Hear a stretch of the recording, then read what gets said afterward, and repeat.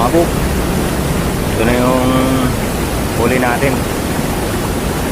Nadali na kasama natin mga buk.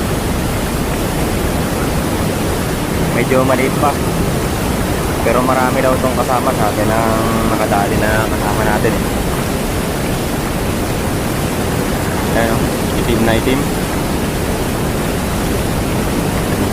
Mga ano pa lang to mga buk, mga 25 kilo siguro.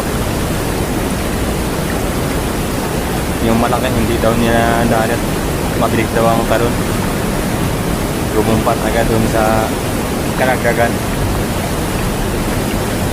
Ayan mga buk, ganyan pala yung balahibo nila, saka yung tenga. Ayan, kapal ng balahibo mga buk. Ulam na to.